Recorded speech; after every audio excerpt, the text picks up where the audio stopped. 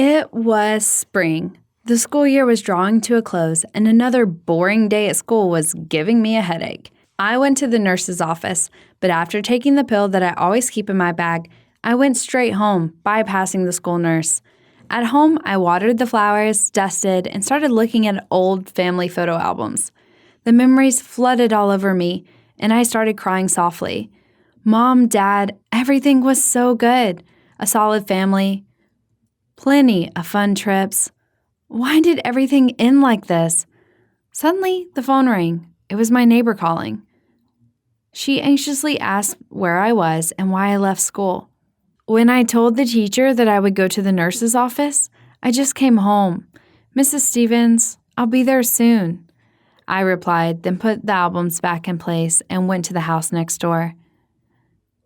There was a hot lunch and a lot of questions were waiting for me.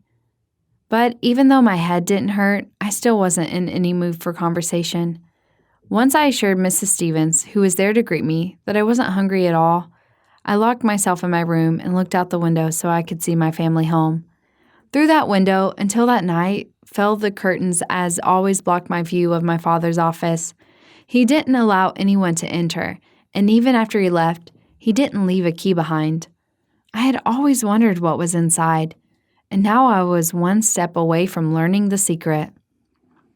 My name is Linda, and for almost 2 years, I haven't seen or heard anything to do with my family.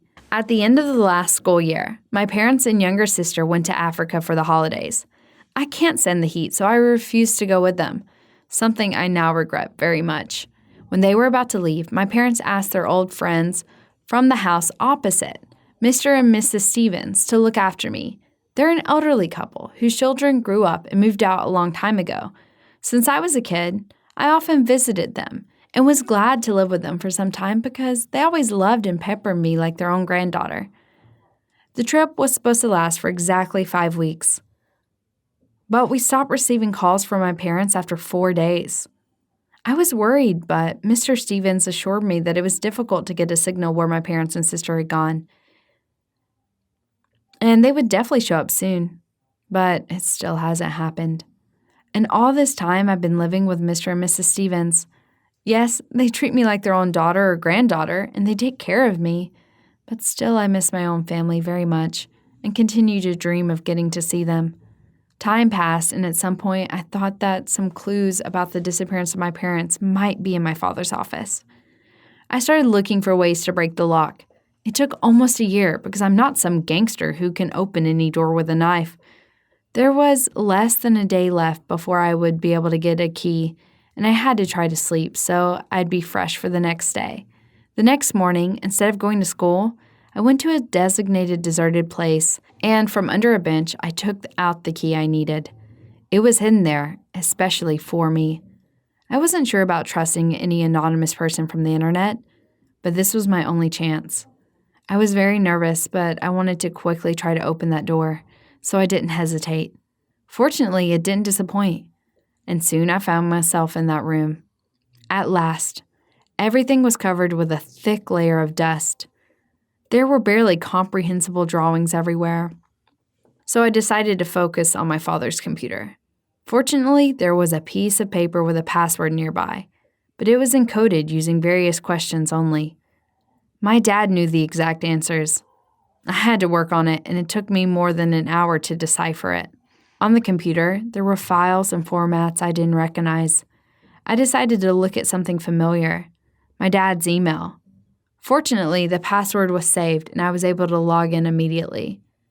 There were a lot of business emails that came a few months after my father's departure, and I decided to go back to the very date my parents announced they would leave.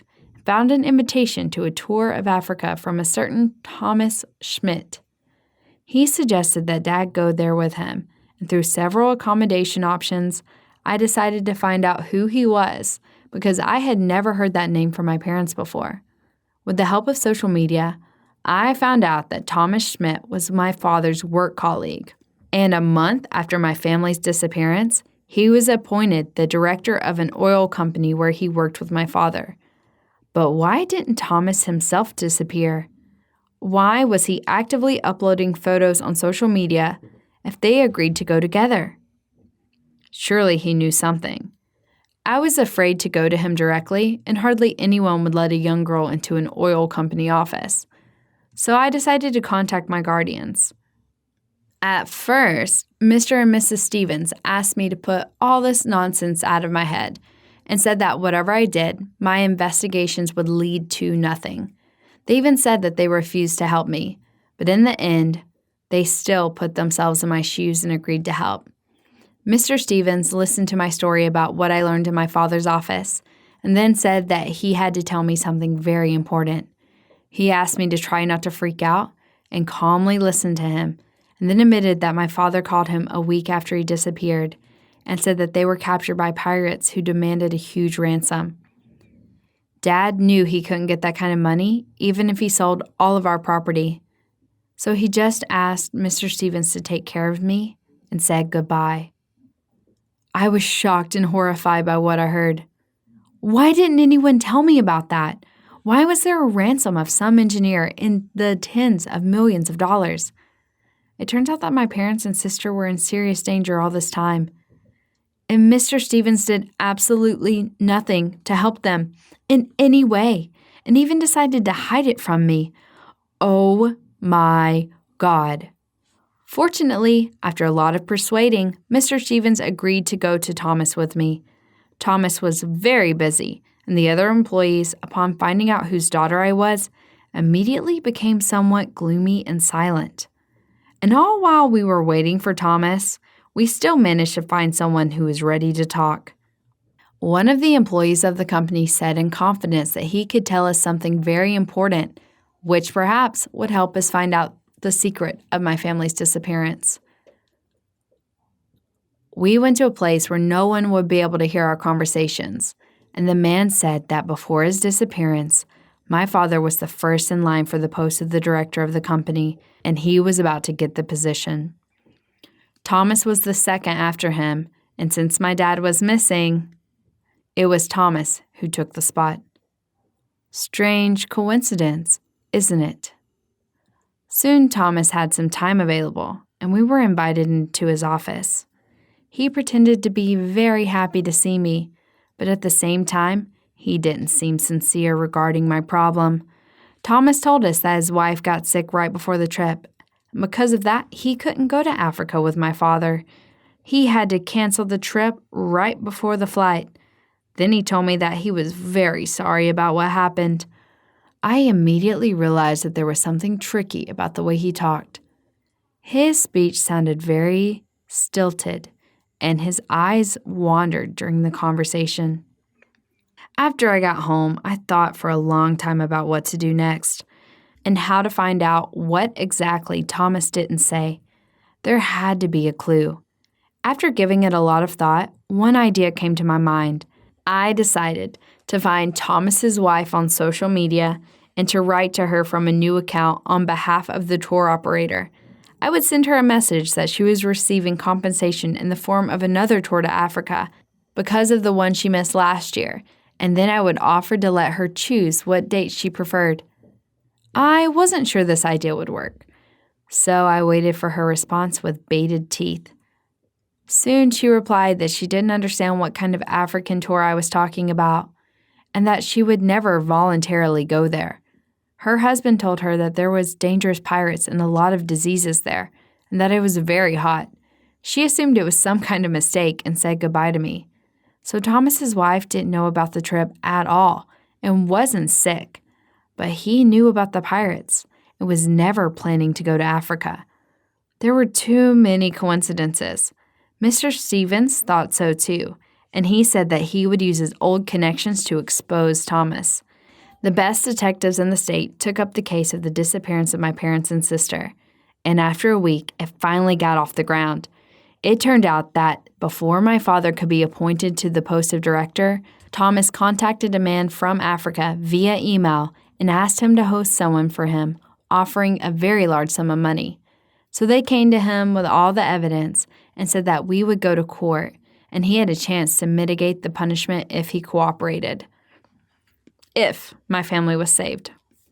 But he continued to deny everything, and we decided to come at it from another direction. We contacted the same person from Africa via email, saying that we could offer him information about the ship on which the son of a very rich businessman will be. We actually went on a cruise on the ship ourselves. After warning the police in advance during the operation, they managed to detain the pirates who had no choice but to say where my parents and sister were. We managed to free them, and after a year of slavery, they were finally freed, although they no longer believed it was possible. I was so glad to see them alive and practically unharmed. My sister had grown a lot in a year, and my parents unfortunately had aged quite a bit. But most importantly, now we were together and safe. I finally went back to living in my own home, and I no longer had to live with my neighbors. Thomas was arrested, and the post of director of the company is still empty. But I'm not sure if my dad will be able to take that job after the nightmare he experienced. While it doesn't really matter, what do you know about pirates? Write your answers in the comments, click like under this video, and be sure to subscribe to our channel.